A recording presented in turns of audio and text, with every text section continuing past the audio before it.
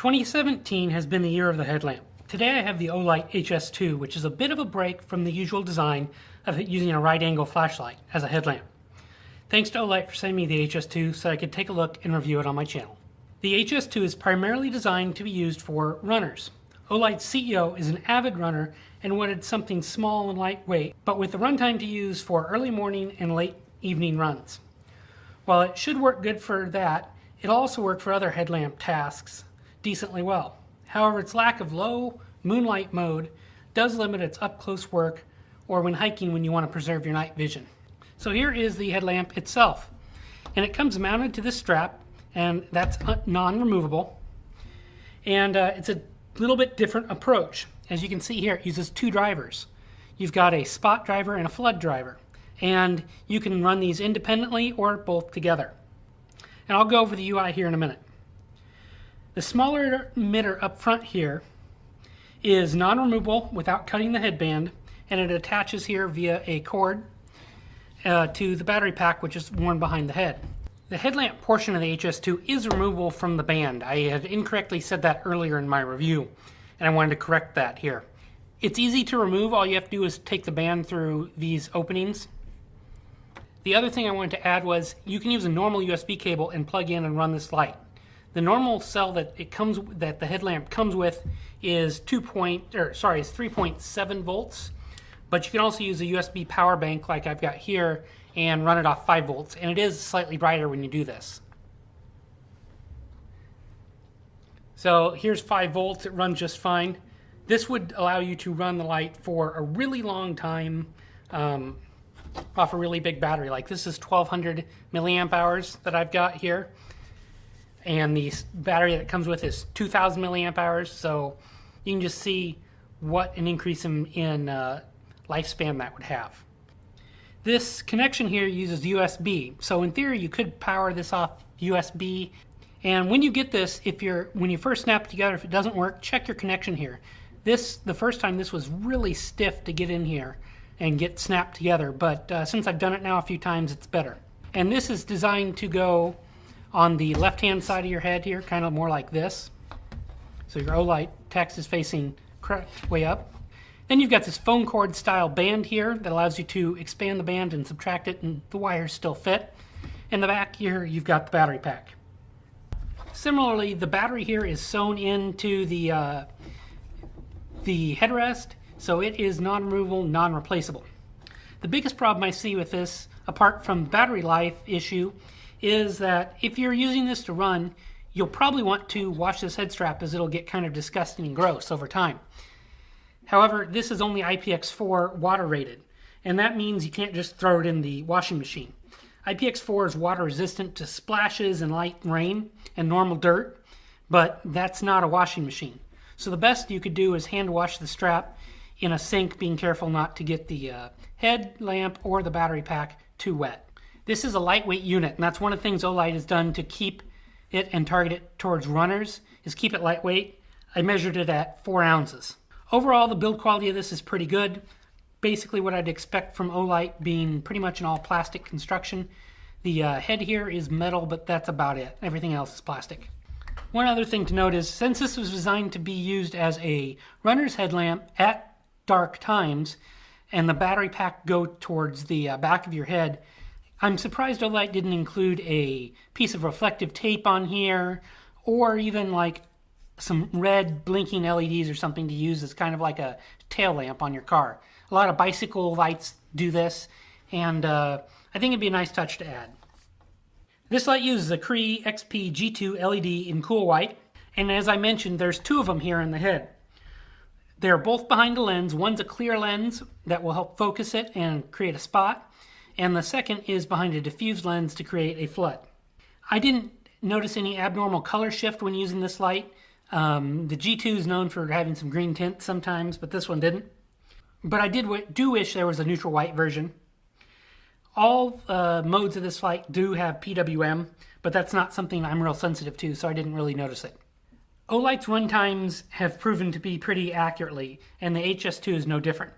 So on mixed beam high, it produced 400 lumens for 2 hours, 12 minutes.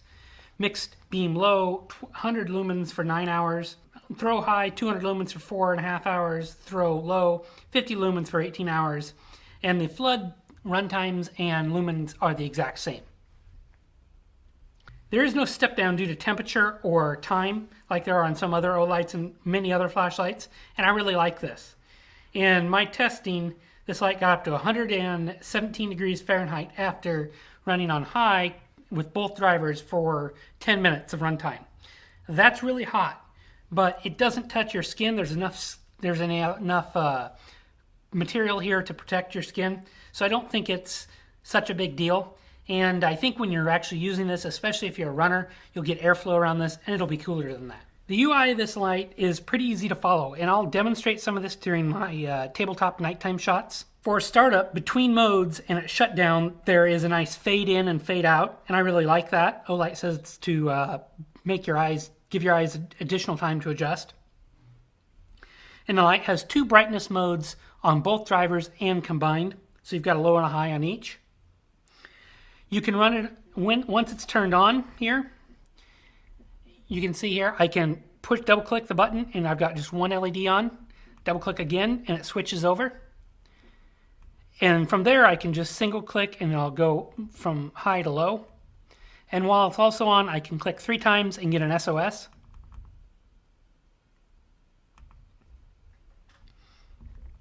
And to turn off, you long press and it shuts off.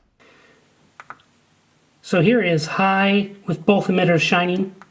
Here is the flood emitter on high. And here is the spot emitter on high. And again, there is both. Here I've got the Olight HS2 in my backyard. And I've spent a lot of time to try and get the camera set so you can see what this looks like to my eye. And you can see here, it's got decent throw to it due to this dual driver mode and lens mode. Pointing down at the stairs here, and this is all on high, you can really see it sees pretty well down the stairs. And if I bump down to low, it's got a nice fade down to low. You can still see pretty far. You can still see the fence pretty well, and that's probably 30-40 feet. So if you're running, this has plenty of throw even on low to see in front of you to avoid cracks and things like that in the road.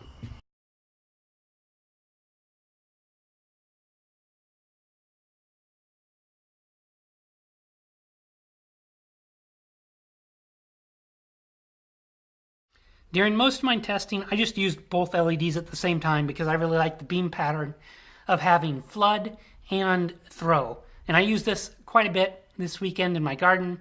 I'm trying to grow some grass, and the nights are getting a lot shorter. Limits my time to be out and get things done. The lack of a true low mode, lower than 50 lumens, is something traditional lights have. And since this is an electronic switch, it'd be really easy for Olight, I think, to include that, and that's something I wish they would. This light has no memory and always starts on high. Charging of the onboard 2000 milliamp hour lithium polymer battery is accomplished via micro USB cable here, and Olight does include one. And you plug in your favorite USB power source. You've also got a blue button here to show you how charged up the light is. You push it and the light will go down. When running this light, it will run when it's plugged in and charging. This allows you to carry another battery power bank if you want to extend your runs beyond the runtime of this light. You can simply plug a cable in here and keep the extra battery in your pocket or somewhere on your person. That's a nice feature. This light does have a low power indicator. In addition to the 4 lights you have here, when the light gets down to 10% battery power, you'll get an audible beep for 10 minutes through these 3 holes here. You can stop that by just pushing the button. And when you hear that, I'd recommend turning the power down because that'll extend the runtime to about a half hour from the 10 minutes it would be. I wish they'd add a visual indicator of the low battery, though, maybe at 15 or 20%, to give you a little bit more time home if you need it, though. Something like maybe a fast strobe for 3 or 4 seconds, something like that, that you wouldn't miss. So here's the package that the HS2 comes in, and it's a really nice package, typical of Olight. The side gives you the facts that you need to know, battery levels, 4 power indicators. On the back here you've got run times and things, and I'll pause and let you take a look at this further. Olight also includes this semi-hard carrying case that's nice and zippered. I really wish they'd include this on all their lamps. This just allows you to put the headlamp in there, keep it all together nice and compact. In the top part, you get a fairly long micro USB cable for charging that is branded Olight there, as you can see. You get 2 extra clips in case any of those breaks, and you get the manual. The manual's in several different languages here, and translation is good. It's very simple, but I did notice a small mistake here at the top of grammar.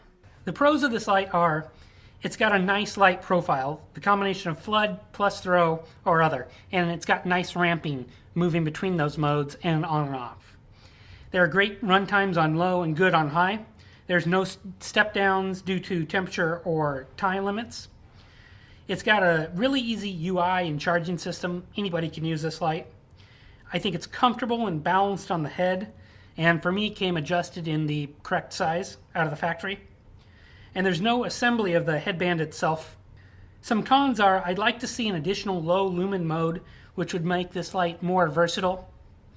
I would like for this light to start in the lowest mode by default. The light and battery should come off the strap to allow you to wash the headband or improve the IPX rating so that you could hand wash this in a sink. Currently there's no high CRI or neutral white option. I was at my local running store this weekend to buy some new shoes, and they're selling headlamps for runners that were nearly $40 and ran on AAAs. The Olight HS2 is clearly better than those for the price and exceeds its performance. This is a specialized headlamp for runners, and it makes some design compromises that would make it a little bit better for hiking or camping use because of its lack of a low light mode. I think this HS2 is arriving on the market at a great time as the days are getting shorter and runners are still out in force because the weather is still pretty nice. I think this would make a decent hiking or camping headlight too, given its mix of flood and throw, though. I have enjoyed using this around my house and yard because of the lightweight and the split beam characteristics. I can recommend it. And especially if you're a runner, you'll love this. Please let me know what you think in the comments below of this light. If you have any questions, leave them below. I'd appreciate you like and subscribe to my channel as I have more fun content coming soon.